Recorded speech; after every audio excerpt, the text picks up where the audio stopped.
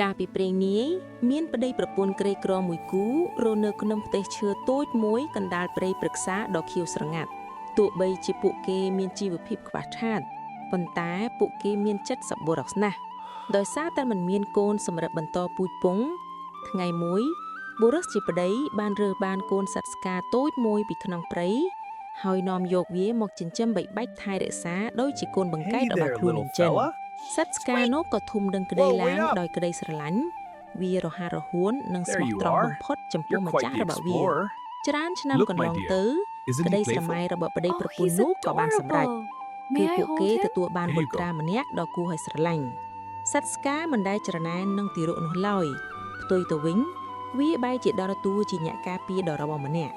រាល់ពេលទារកគេងក្នុងអង្រឹងសត្វស្កាតែងតែអង្គុយនៅក្បែរនោះជានិច្ចមិនឲ្យសត្វល្អិតណាមួយមកជិតឡើយក្តីសុខក្នុងគ្រួសារតូចនេះមើលទៅហាក់ដូចជាគ្មានអ្វីអាចមកបំផ្លាញបានឡើយថ្ងៃមួយខណៈដែលបុរសជាប្តីទៅធ្វើការនៅចំការហើយស្ត្រីជាប្រពន្ធត្រូវទៅផ្សារដូចសពមួយដងនាងបានទុកកូនតូចឲ្យគេងក្នុងផ្ទះតែម្នាក់ឯងជាមួយសត្វស្កាដ៏ស្មោះត្រង់ស្រាប់តែពេលនោះមានសត្វពស់វែកដ៏ធំនិងកំណាតមួយបានវារចូលមកក្នុងផ្ទះសម្ដៅទៅរកអង្រឹងទារកដើម្បីខាំសម្លាប់សត្វស្កាឃើញដូច្នោះក៏ស្ទុះទើប្រយុទ្ធជាមួយពស់វែកនោះយ៉ាងក្លាហានការប្រយុទ្ធគ្នាយ៉ាងសាហាវបានកើតឡើងរហូតដល់សត្វស្កាអាចខាំសម្លាប់ពស់នោះបានដើម្បីការពារជីវិតម្ចាស់ទូចរបស់វាប៉ុន្តែមាត់និងខ្លួនរបស់សត្វស្កាក៏ប្រឡាក់ទៅដោយឈាមពុះជោកចាមពេលស្ត្រីជាប្រពន្ធត្រឡប់មកដល់ផ្ទះវិញនាងស្រាប់តែឃើញសត្វស្ការត់មកទទួលនាងនៅមាត់ទ្វារទាំងមាត់ពោពេញទៅដោយឈាមដោយក្តីភ័យស្លន់ស្លោនឹងការយល់ច្រឡំ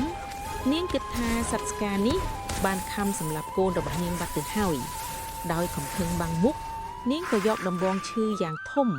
វាយទៅលើសត្វស្កាយ៉ាងពេញទំហឹងបណ្ដាលឲ្យវាដេកស្លាប់ក្នុងធ្លុកឈាមភ្លាម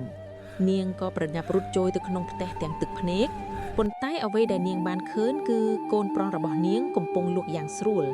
ហើយនៅក្បែរអង្រឹងនោះមានសពសត្វពស់វែកមួយដែលត្រូវបានខំដាច់ជាកង់កង់ពេលនោះនាងទៅដឹងខ្លួនថានាងបានសម្លាប់អ្នកមានគុណដែលបានជួយជីវិតកូននាងទៅហើយនាងបានត្រឹមតែអបសពសត្វស្កាហើយយំសោកស្ដាយជាខ្លាំងប៉ុន្តែគ្រប់យ៉ាងវាហួសពេលទៅហើយ